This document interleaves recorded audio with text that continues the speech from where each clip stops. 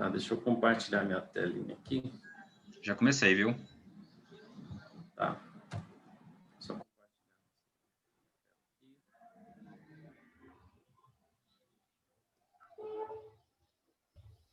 visualizaram aí a tela? Assim. Sim. Oração, então.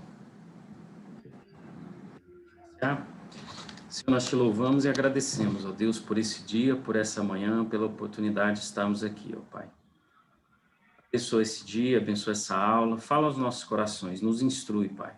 Nos instrui, nos fala com o teu Espírito, ó Pai. É o nosso pedido e a nossa oração, no nome de Jesus. Amém. Amém. Bom, o tema da nossa aula hoje é o colapso de significado. Nós estamos falando da pós-modernidade, certo? Então, nós vamos falar desse tema. Esse aviso aqui é só um aviso aí para todo mundo ficar ciente. A aula está sendo gravada, vai ser disponibilizada na internet. Então, se vocês permanecem na sala, vocês estão concordando com essa disponibilização. E se ocorrer a reprodução da imagem ou voz também, tá? Deus nos abençoe nessa manhã. Bom, o que é pós-modernidade? Tiago, não sei se estava nessa sala, mas essa é a terceira aula tratando desse assunto. Pus algumas opções para vocês me falarem o que é pós-modernidade. Qual dessas 4 alternativas corresponde à pós-modernidade? O que é a pós-modernidade?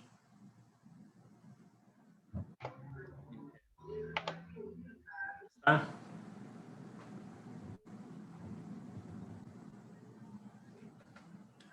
Tá mudo, Aurelinda.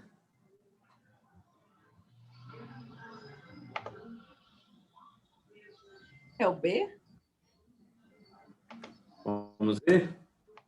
Opa, acertou! Então, a pós-modernidade é essa rejeição, essa desconstrução, esse descrédito que é dado a qualquer padrão de moral e de verdade. Essas outras opções aí, ó, a opção a crença de que a razão e conhecimento levarão a humanidade a um futuro de ordem e progresso, isso é o quê? Isso era a modernidade. A partir do século XVII, com o iluminismo, essa ideia de que a razão humana ela daria conta de todos os nossos problemas e a partir de um futuro aí com o desenvolvimento da razão, do conhecimento, nós viveríamos num mundo de paz e prosperidade. Essa visão aí da modernidade se mostrou incorreta, né? Como a gente sabe. Depois que 2 guerras mundiais aconteceram com o uso massivo de novas tecnologias que quase destruíram, né? Bomba atômica, e o pessoal começou a ver, poxa, esse progresso, em vez de paz e prosperidade, ele pode levar a humanidade à destruição. Então, houve um desencanto total com a modernidade e o espaço se abriu para surgir a pós-modernidade, que é essa rejeição de verdades absolutas, porque a modernidade, ela dizia, ela considerava como uma verdade absoluta que esse domínio, né, da razão, do conhecimento, como algo que levaria o homem à paz e prosperidade.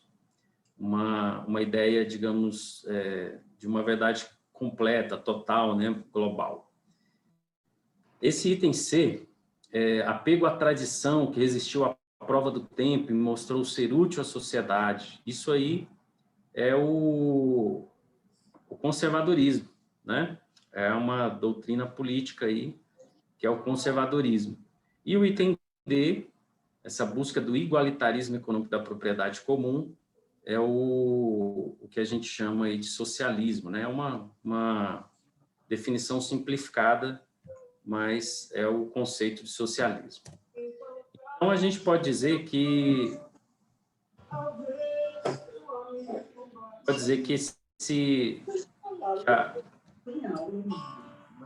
relativismo... Fecha aí o microfone, isso. A gente pode dizer que esse relativismo é a marca da pós-modernidade, né? A mentira de que tudo é verdade ou a mentira de que nada é verdade. E o mais marcante, o mais incrível, é que a gente pensa assim, esse relativismo ele existe, mas não na igreja. Mas uma pesquisa que foi feita nos Estados Unidos, 53% dos crentes, daqueles que se diziam crentes evangélicos, eles declararam que não acreditam que existam verdades absolutas. Então, esse conceito, essa ideia, ela está disseminada, inclusive no meio evangélico, né? E se tudo é relativo, se não existem absolutos, qual que é, então, a consequência, né? Se tudo é relativo, se não existe nenhum absoluto, qual a consequência disso? O Leandro Lima, nesse livro dele, Brilha Sua Luz, o Cristão e os Dilemas da Sociedade, ele vai dizer o seguinte: a existência humana ela perde o sentido quando os absolutos são vaporizados. Se não existe nenhum absoluto, se não existe nenhuma verdade objetiva, nenhum padrão moral absoluto, então a vida ela deixa de ter um sentido. A vida ela na verdade se torna um absurdo, né? Como se fosse uma estrada que não tem fim. Ou até uma analogia mais correta seria de um labirinto. A vida é um labirinto, nós estamos nesse labirinto, mas um labirinto que não tem saída, né? A gente vai continuar andando ali, mas sempre sem saída. É um pouco a ideia do Matrix, né? O Matrix, que é um filme pós-moderno, ele vai mostrar isso. Eles lutam por uma saída, por uma solução, mas que ao final, na verdade, eles estavam lutando por nada, aquilo tudo fazia parte do jogo em que eles estavam vivendo. Então, a própria pós-modernidade, ela vai declarar expressamente que não existe sentido na vida, não existe propósito, significado na existência humana. Isso é declarado pela pós-modernidade. Zygmunt Bauman, sociólogo polonês, ele descreve a pós-modernidade da seguinte forma: nós corremos sobre o gelo fino. Se pararmos ou diminuirmos a velocidade, o gelo se rompe e nós morreremos. Então corremos, não importa para onde, o importante é correr. Então, essa descrição do Bauman, ela é bem interessante, né? Porque ela mostra que esse tempo que a gente vive, chamado de pós-modernidade, que rompe com toda a base, todo alicerce, né? Com todo fundamento, e afirma que as nossas vidas não têm base nenhuma, né? Não tem alicerce nenhum, ela nos deixa numa situação de mal-estar, né? Dizer que nós não temos nenhuma base, não tem nada, nenhum propósito, nos deixa numa situação de mal-estar. Então, ele usa esse exemplo, né? Como se a gente estivesse correndo sobre um gelo fino, se a gente parar, a gente vai cair, então a gente corre. Mas a gente corre para onde? A gente não sabe, a gente só sabe que a gente tem que correr, né? Então, o termo que o Bauman usa para a pós-modernidade é modernidade líquida.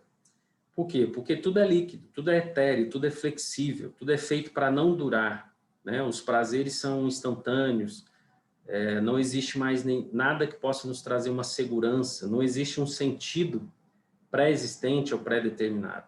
Então, o que a gente tem na pós-modernidade é um colapso de significado, né? Não existe significado. E qual que é a solução pós-moderna? O que a pós-modernidade diz que é a solução, então, já que se nós não temos significado, não existe significado, propósito para as nossas vidas, como é que a gente faz, né, dentro desse contexto? Então, nesse livro do Gene Eduardo Veit Jr., ele fala assim, cada indivíduo define o seu propósito. Cada um deve procurar o significado da sua própria existência. Então, embora não exista um sentido pré-existente, os indivíduos, eles podem criar esse sentido. Como que o indivíduo pós-moderno, ele pode criar sentido para a sua própria existência? A partir do quê? O Juremir Machado, nesse seu livro, Pensamento Pós-Moderno e a Falência da Modernidade, ele nos dá aí algumas pistas. Ele diz o seguinte: a pós-modernidade tem dito, é preciso romper as amarras das relações de poder que impediam a execução do desejo. Os valores que nos amarravam acabaram. Cada um escolhe o seu percurso. E o Jair Ferreira dos Santos, nesse livro que é pós-moderno, ele diz o seguinte: ao indivíduo pós-moderno não interessa uma consciência vigilante, mas sim um ego sem fronteiras. Então, como que o indivíduo pós-moderno ele vai criar sentido para a sua própria vida, para a sua própria... a partir do seu próprio desejo, a partir da sua própria vontade. Ele vai ter que achar dentro de si um motivo, uma razão que vai se tornar a razão, o motivo da sua própria existência. Então, a partir do seu próprio desejo, né? Vejam que ele coloca aí, a pós-modernidade é romper essas amarras que impediam a execução do desejo. Então, ele vai achar o sentido, o significado da sua vida a partir do seu próprio desejo, a partir da sua própria vontade, né? E como que ele faz isso? Ele faz isso tornando-se o seu próprio Deus, né? O Deus de si mesmo. Ele mesmo vai dizer ou determinar o significado da sua própria vida.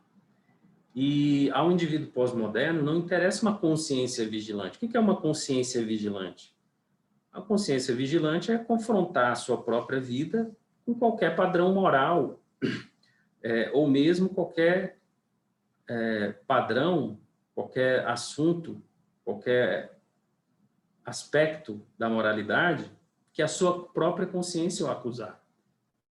Então, esse indivíduo, ele não está preocupado com nada, ele não quer uma consciência vigilante, ele quer um ego sem fronteiras. Esse ego sem fronteiras é a própria vontade dele mandando, dizendo para ele que ele não deve se preocupar se está fazendo uma coisa certo ou errado, porque não existe certo e errado. Se a consciência o acusar, sua própria consciência o acusar, ele tem que ignorar isso. Ele precisa viver essa forma sem fronteiras, sem amarras, sem impedimentos, sem nada que faça, nada externo a ele, que faça com que ele seja delimitado na sua existência, né? Então, o que guia o sujeito pós-moderno são seus próprios desejos, seu próprio ego, né? Agora, isso traz consequências. Esse tipo de pensamento, ele vai trazer consequências, e consequências sérias para aqueles que vivem dessa forma, né? O resultado do relativismo, desse relativismo pós-moderno, ele é catastrófico. Então, o que a gente viu até agora é que a marca da pós-modernidade é esse relativismo. Esse relativismo é a rejeição, desconstrução de qualquer padrão de verdade ou moral. Uma vez que não existem absolutos, a existência humana ela perde o sentido, o significado, não existe propósito, significado. Como é que o homem vai buscar, vai então encontrar propósito para a sua própria vida?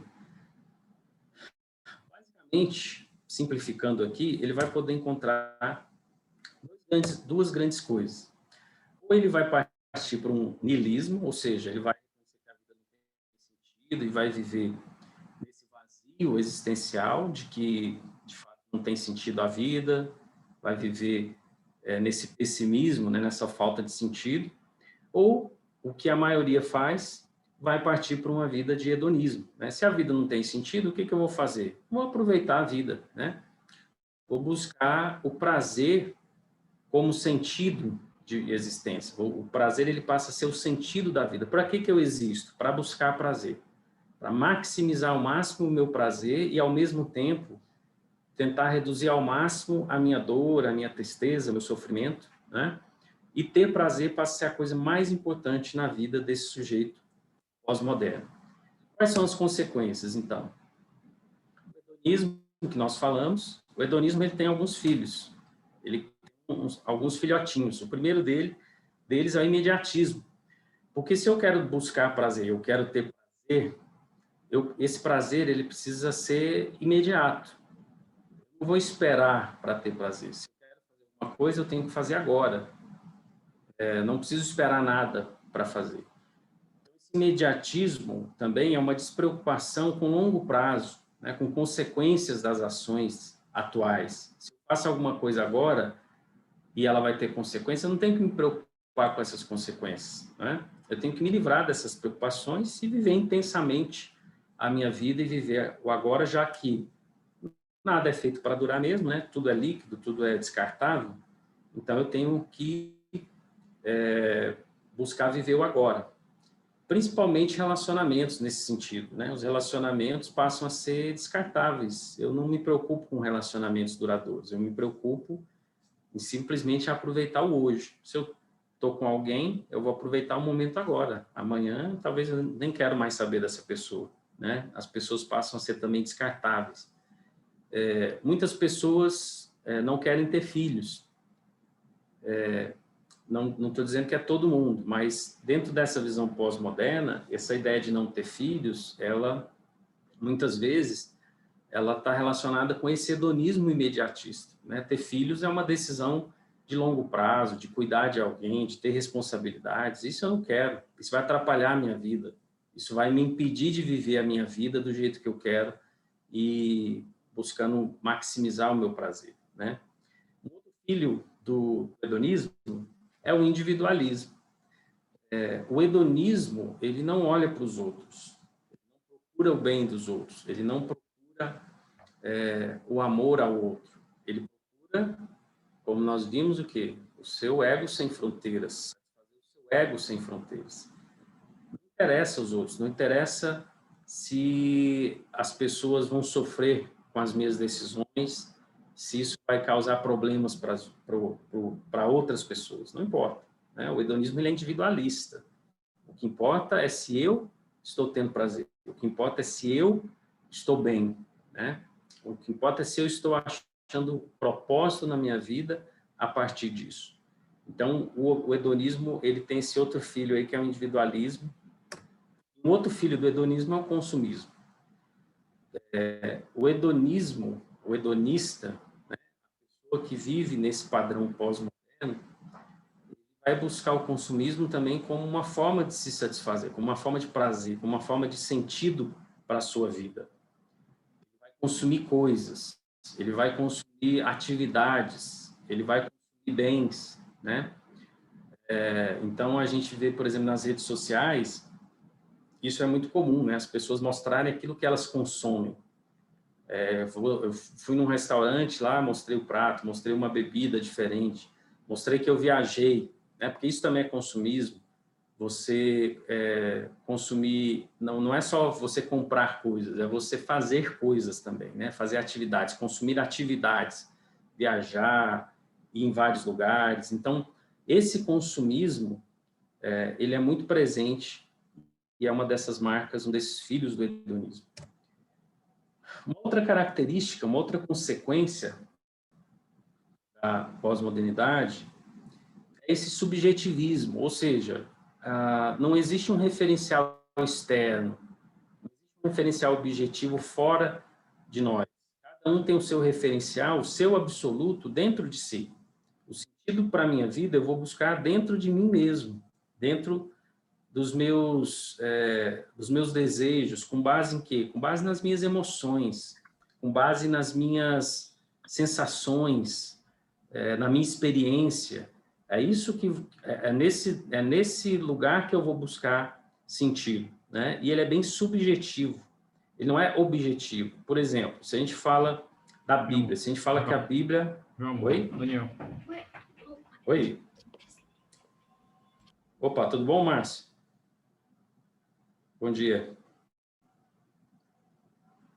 Então, se eu falo, por exemplo, que a Bíblia é esse referencial, ele é um referencial externo. A Bíblia é a nossa regra de fé e de prática.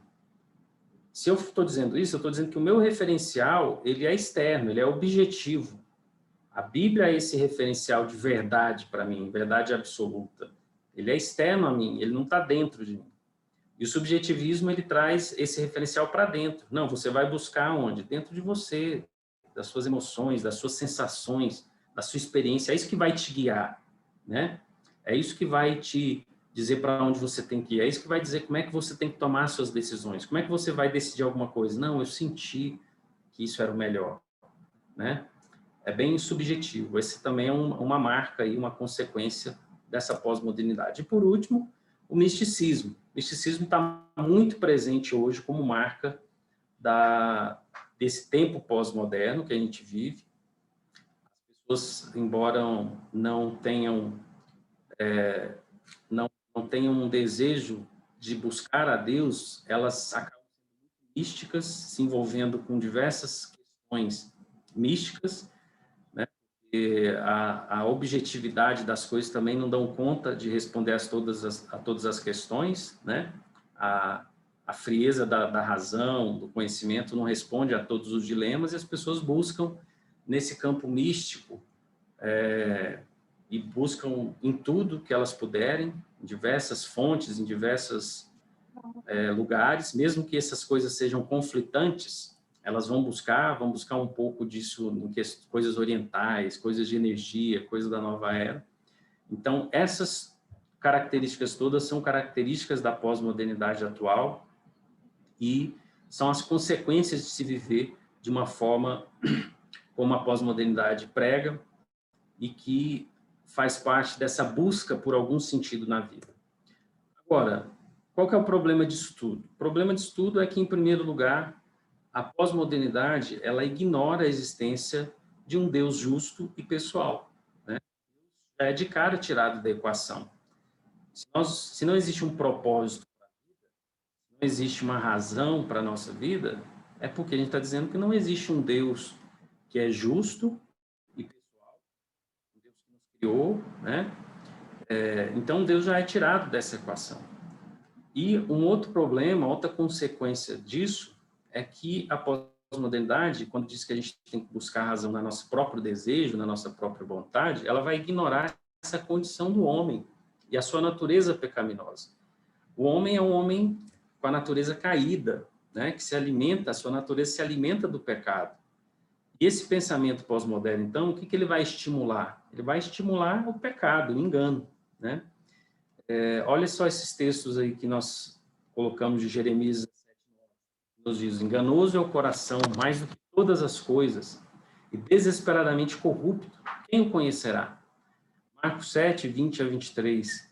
Porque de dentro do coração dos homens é que procedem os maus desígnios, a prostituição, os furtos, os homicídios, os adultérios, a avareza, as malícias, o dolo, a lascívia, a inveja, a blasfêmia, a soberba, a loucura. Ora, todos esses males vêm de dentro e contaminam o homem. Por que na pós-modernidade todos esses males eles estão mais visíveis, eles cresceram?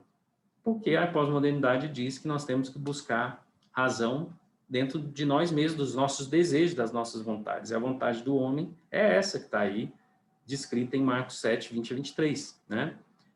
Quem pesa a balança é Deus, que nos dá da sua graça comum, a própria igreja também, né? Para contrabalancear essas coisas, senão a gente caminharia para um mundo totalmente caótico, dentro dessa ideia pós-moderna. Se alguém quiser participar, fique à vontade, tá? Quero passar um vídeo para vocês aqui, rapidamente, de alguns minutinhos, que vai falar sobre isso.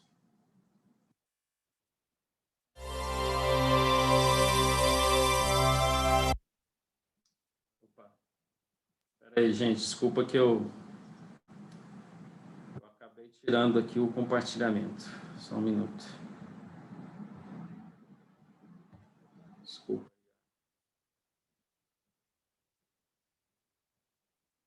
Deixa eu colocar de novo.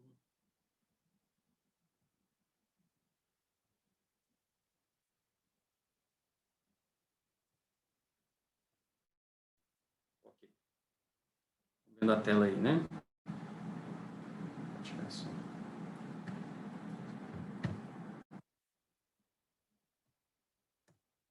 Vamos lá.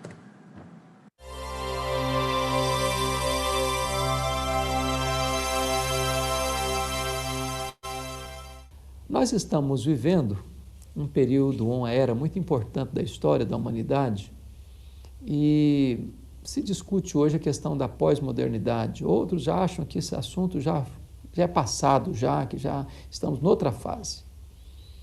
Mas a pós-modernidade, ela está estribada em três pernas. A questão da pluralização, a questão da privatização e a questão da secularização. A ideia é a seguinte: o mundo é plural.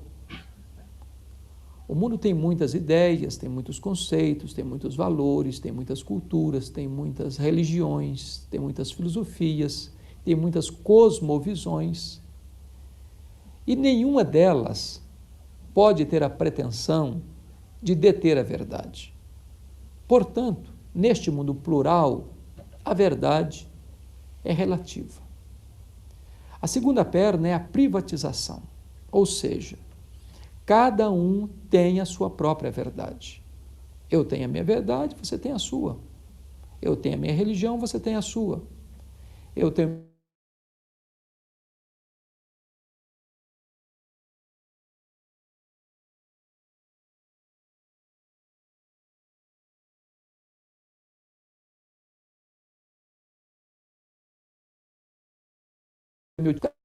cada um tem a sua própria vida. Cada um faz as suas próprias escolhas. E as escolhas que cada um fizer são de cunho pessoal e ninguém tem nada a ver com isso. Eu sou dono do meu nariz, eu sou dono do meu destino e eu sou responsável pelas minhas escolhas. Portanto, a verdade, além de relativa, ela é subjetiva, individual e intransferível. A terceira perna da pós-modernidade é a secularização. Ou, em outras palavras, vamos colocar Deus para a lateral. Vamos colocar Deus do lado de fora do caminho. Não vamos trazer Deus para dentro da nossa agenda. A vida precisa ser levada sem levar em consideração Deus. Eu faço as coisas do meu jeito, do meu gosto. E eu não preciso aceitar os padrões absolutos, talvez vitorianos, talvez puritanos, talvez lá da época dos profetas, para a minha vida hoje, aqui e agora, em plena pós-modernidade. O problema é que a pós-modernidade levou a nossa geração ao caos, ao relativismo, à desconstrução da família, à desvalorização do ser humano. Em nome do avanço, da conquista, nós estamos vivendo um período extremamente de desvalorização do ser. É preciso, nesse tempo, reafirmar que existem verdades absolutas, que existe o certo e o errado, que existe luz e trevas, que existe o que é bom e o que é mal. E nós precisamos ter discernimento para fazer as escolhas certas, para não entrarmos nesse território nebuloso do relativismo. A palavra de Deus é a verdade. Jesus Cristo é a verdade. O caminho para o céu é único, é Jesus Cristo. E a não ser que você abrace esta verdade absoluta, a sua vida vai ficar patinando nesse terreno escorregadio do relativismo, da incerteza, da insegurança, da falta de paz. Mas se você hoje fincar o seu pé nesta rocha que não se abala, Jesus Cristo, que é a verdade, você encontrará sentido para a sua vida, propósito para o seu viver, paz para a sua alma, garantia de vida eterna.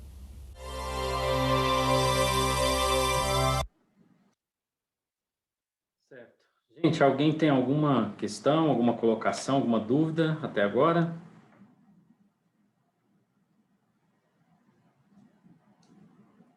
Certo? Podemos continuar então? Bom, então, irmãos, nós falamos aqui que a pós-modernidade, ela mesmo declara que não existe propósito para a vida, não existe sentido para a vida, mas para nós que somos crentes, cristãos, qual é o propósito ou qual é o significado da vida? Né? Por que nós existimos? Por que Deus nos criou? Bom, a Bíblia nos fala o seguinte, que todas as coisas, todo o sentido e todo o significado procedem de Deus. Então, nós temos em Colossenses 1,16, que nos diz que todas as coisas foram criadas por Ele, e para Ele, né, Cristo. Romanos 11,36, porque dele, por meio dele, para Ele são todas as coisas, a Ele, pois, a glória eternamente. Amém. Provérbios 19:21, muitos são os planos no coração do homem, mas o que prevalece é o propósito do Senhor.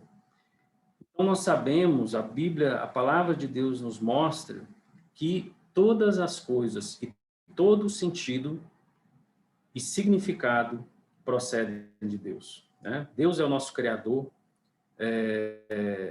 Esse sentido, esse significado para a nossa vida, ele vem de Deus, ele não vem das nossas próprias cabeças, né, do nosso próprio sentimento ou das nossas próprias vontades. As pessoas podem não gostar disso, principalmente essas pós-modernas, mas nós vivemos num mundo que é de Deus. E nós não podemos fazer simplesmente aquilo que nós queremos, né? O mundo sem Deus, de fato, é um mundo sem propósito, sem significado. E Paulo, lá em 1 Coríntios, ele fala, ele concorda com essa visão pós-moderna que diz assim, não havendo Deus, se não existe Deus, então a solução para a humanidade é o quê? É cair mesmo no hedonismo, esse é um caminho natural, né? O apóstolo Paulo diz lá em 1 Coríntios 15:32, se os mortos não ressuscitam, comamos e bebamos, porque amanhã morreremos. Se não existe um propósito para a vida, a gente cai nesse caminho natural do hedonismo, que nós já falamos aqui, e nós sabemos bem quais são as consequências desse caminho. Mas continuando aqui, o Os Guinness, nesse livro dele, O Chamado, e quando eu li esse livro, quando eu conheci esse livro, eu fiquei assim, achei estranho, porque quando eu li eu olhava na capa do livro O Chamado e via Os Guinness, eu, na verdade, entendia que era os Guinness. E eu falava assim, pô, será que é um povo, né, uma tribo que escreveu o livro, esses Guinness, né, um povo que chama Guinness, e eles escreveram isso, então? Aí depois que eu fui saber que, na verdade, era o nome do autor, que é Os Guinness, tá? Então, assim, acho que só eu que vou ter essa ideia maluca, né, de achar que era os Guinness, mas se você também pensou assim, não se preocupa não, porque eu também pensei. E, na verdade, o autor Os Guinness, nesse livro, ele vai falar, então, desse propósito, desse significado da nossa vida. Qual é o chamado de Deus para nós? E ele nos diz que o propósito da vida é responder ao chamado do nosso Criador. E esse chamado é o porquê final da vida. É a mais alta fonte de propósito da existência humana. Qual que é esse chamado? A gente sabe lá no nosso Catecismo Maior de Westminster, a primeira pergunta do Catecismo Maior é qual é o fim supremo e principal do homem? Isso já vem lá como a primeira questão dentro do nosso Catecismo Maior. E a resposta é o fim supremo e principal do homem é glorificar a Deus e gozá-lo para sempre. Então, esse é o nosso propósito, esse é o significado da nossa vida, glorificar a Deus e gozá-lo para sempre. E dar glória somente a Deus é nós reconhecermos a sua grandeza, a sua superioridade, a sua majestade, a sua divindade. É nós adorarmos, honrar, obedecer a Deus, né? Gozar a Deus é nós sentirmos alegria, prazer, felicidade em Deus e na sua palavra. Então, Deus nos criou para que nós pudéssemos glorificá-lo e que nós pudéssemos sermos realizados nele, sentirmos alegria, prazer nele, né? Esse é o nosso propósito da nossa vida. Quando nós pegamos lá na criação, já que nós estamos falando aqui, por que Deus nos criou? Quando nós vamos lá na criação, quando Deus cria o homem, Deus cria o homem e depois ele dá algumas, em Gênesis 1, Gênesis capítulo 1, 27 a 28, a gente vê mais algumas informações importantes. Nos diz assim, criou Deus, pois, o homem à sua imagem, a imagem de Deus o criou, homem e mulher os criou. E Deus os abençoou e lhes disse, sede fecundos, multiplicai-vos, enchei a terra e sujeitai-a. Dominai sobre os peixes do mar, sobre as aves dos céus e sobre todo animal que rasteja pela terra. Vamos entender um pouco esse texto aqui de Gênesis.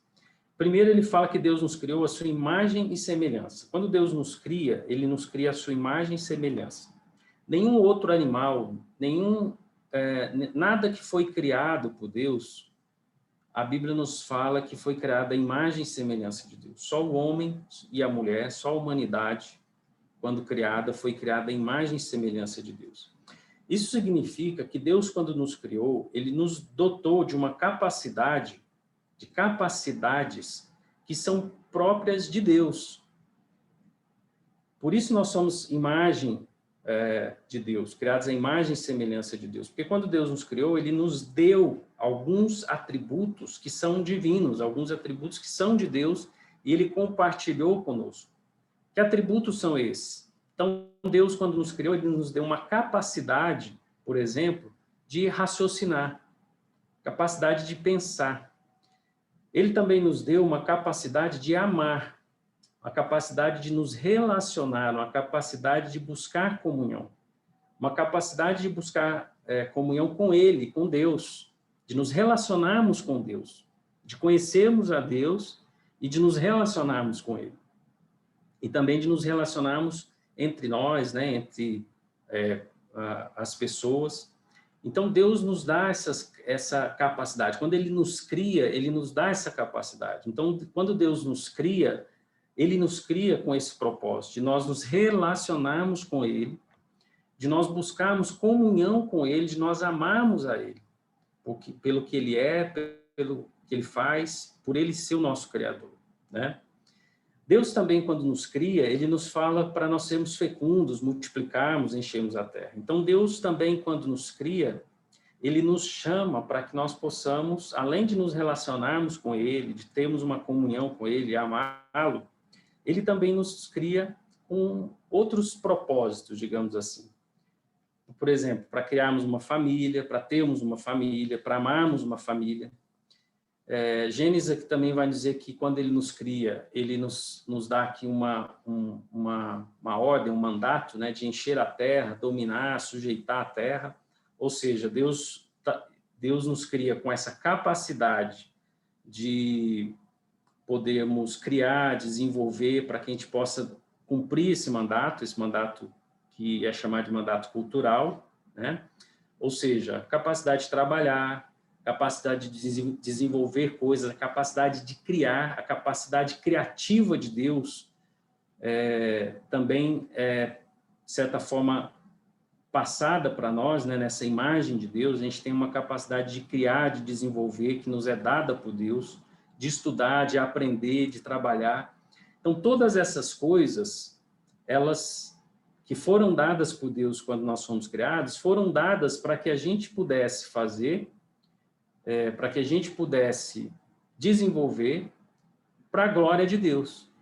Então, tudo que nós somos, tudo que nós fazemos e tudo aquilo que Deus nos coloca para fazer tem um propósito de glorificar a Deus. Tudo é para a glória de Deus. Então, se Deus nos dá família, se Deus nos dá trabalho, Ele faz isso com o propósito de que, por meio dessas coisas, Ele seja glorificado. Então, o Os Guinness, ele vai fazer uma divisão desse chamado no que ele chama de chamado primário e chamado secundário, tá? A gente vai ver um pouco mais sobre isso daqui a pouco, nos próximos slides. Mas, quando Jesus ele é questionado por um fariseu sobre qual é o grande mandamento, né? Então, Jesus ele vai nos dizer, a questão do fariseu era o seguinte: Jesus, ele estava, obviamente, tentando pegar Jesus em algum ponto, né? Existia uma discussão ali naquele tempo, assim, desses 10 mandamentos, qual que é o maior? Qual que é o principal mandamento, né? Havia muito essa discussão e, é claro, ninguém usaria dizer assim, olha, o mandamento tal é maior do que o outro, né? Porque isso incorreria numa série de outras questões, discussões, desdobramentos. Mas quando o fariseu pergunta isso para Jesus, tentando testá-lo, prová-lo, então Jesus diz o seguinte: olha, qual é o grande mandamento?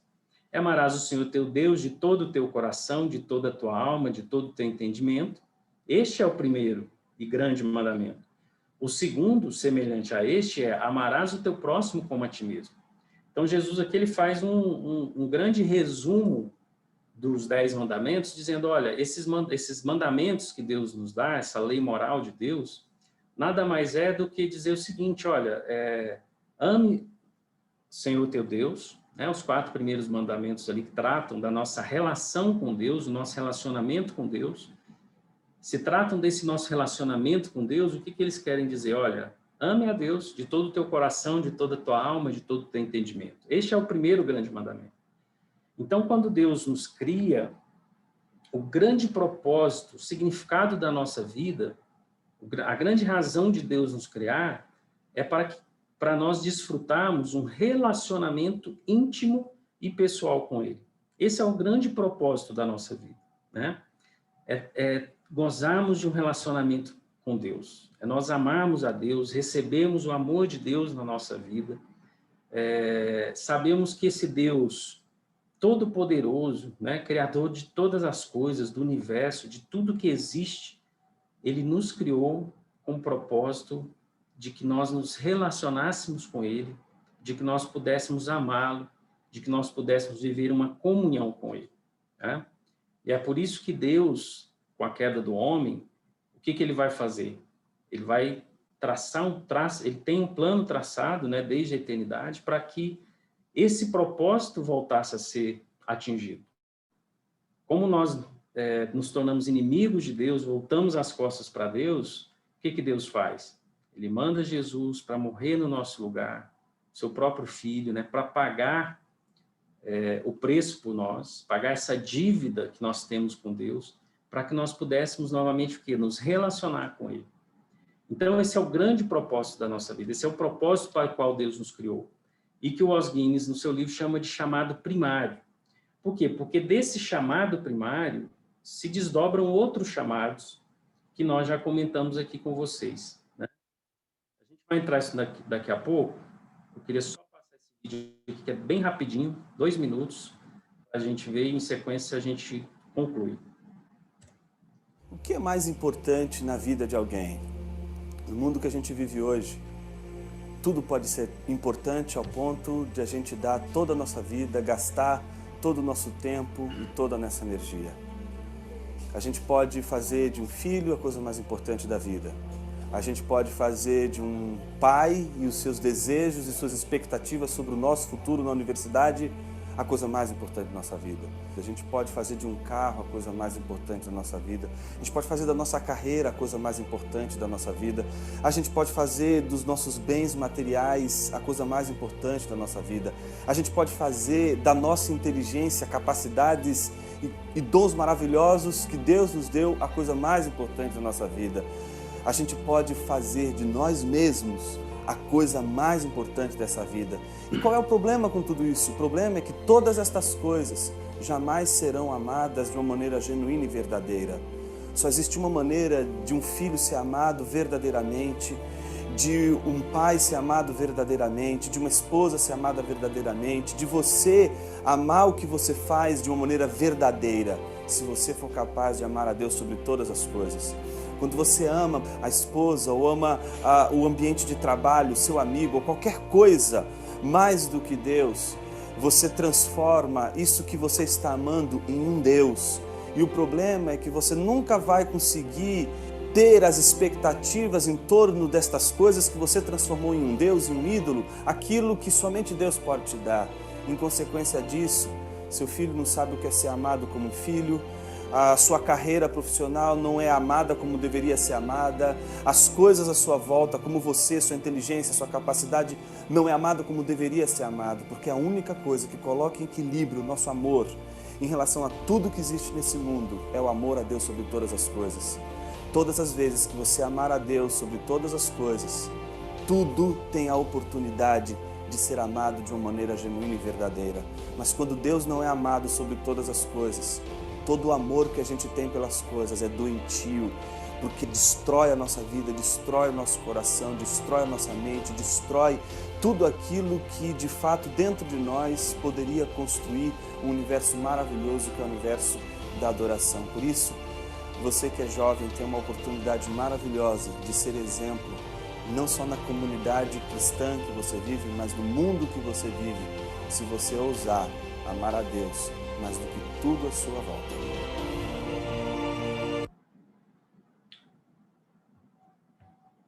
Isso. Queridos,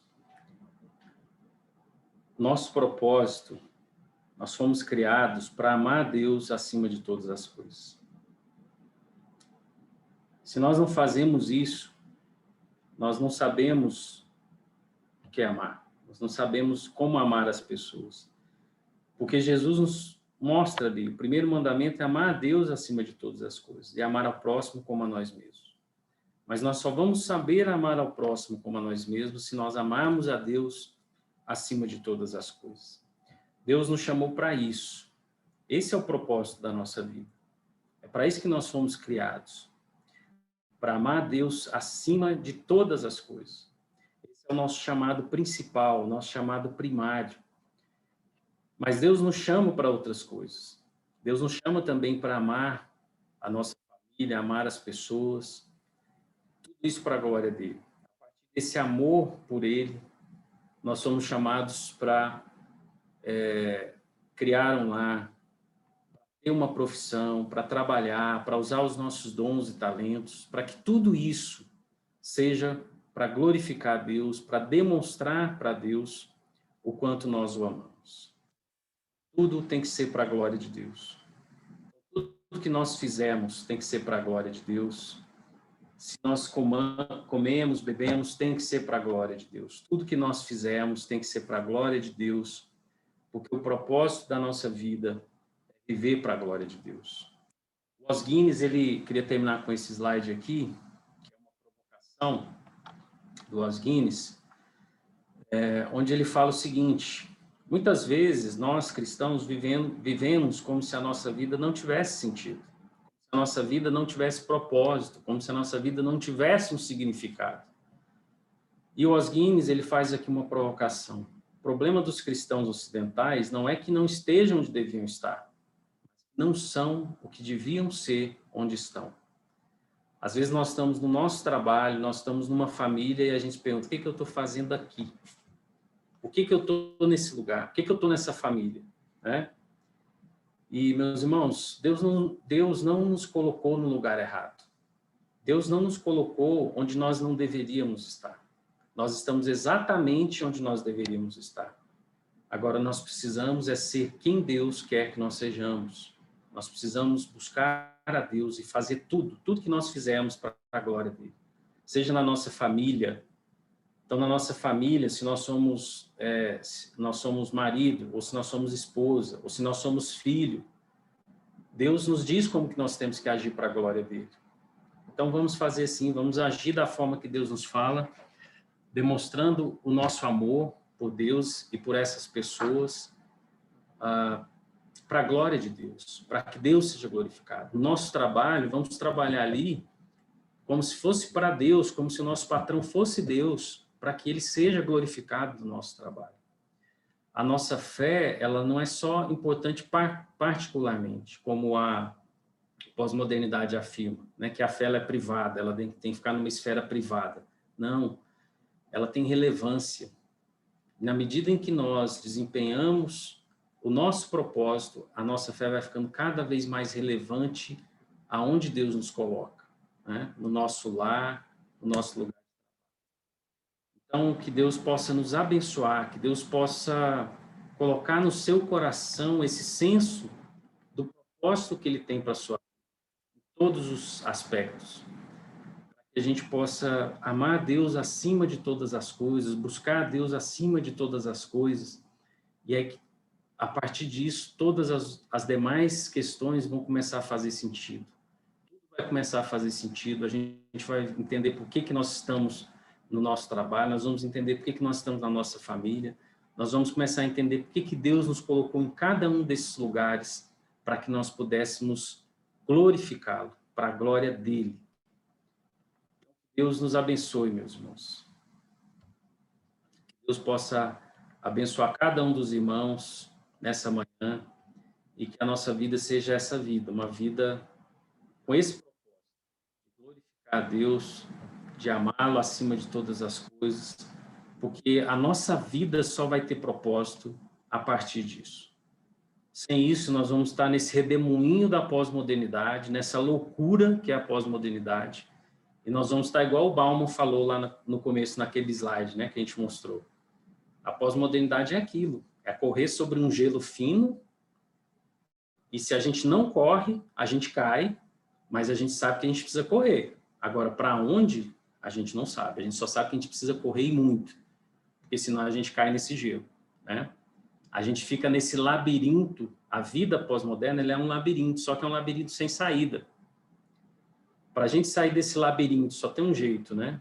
É nós amarmos a Deus acima de todas as coisas e vivemos para a glória de Deus. Aí sim, gente, a nossa vida ela faz sentido e é um sentido maravilhoso quando nós vivemos para a glória de Deus. Então, que Deus possa abençoar cada um nessa manhã, que nós possamos refletir a glória de Deus e que a nossa fé ela seja relevante onde nós estivermos, porque onde nós estamos, Deus nos colocou para ser bênção, para abençoar. E quando nós vivemos com esse propósito, é um propósito maravilhoso. Então, que Deus possa abençoar cada um. Não sei se alguém quer fazer alguma observação, algum comentário, alguma dúvida. A gente já extrapolou um pouquinho o tempo, né? Alguma coisa? Não? Então, vamos orar para nós encerrarmos. Senhor, nós te louvamos, ó Deus, por essa manhã. Nós te louvamos pela Tua palavra, Pai. Tua palavra é maravilhosa, ó Deus, porque ela nos guia, Senhor, ela é a nossa regra de fé e de prática, Senhor. Ela nos ensina, ela é a verdade, Senhor, nas nossas vidas. Nós te louvamos pelo Senhor Jesus também, que é a verdade, Pai. É o verbo que se fez carne, é a palavra, ó Pai, encarnada.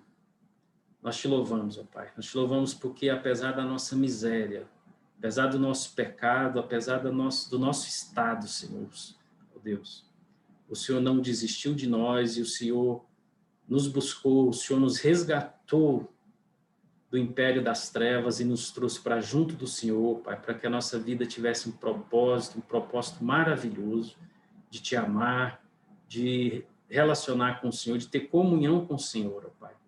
Obrigado pela vida de cada irmão que está aqui, Pai. Eu te peço que o Senhor abençoe cada um, que o Senhor cuide de cada um, que o Senhor, ó Deus, com teu Espírito, ó Pai, haja na vida de cada um que está aqui, ó Pai. Obrigado por isso, nós te louvamos, agradecemos, no nome de Jesus. Amém. Amém. Meus irmãos, bom dia. Que Deus abençoe vocês aí, uma boa semana.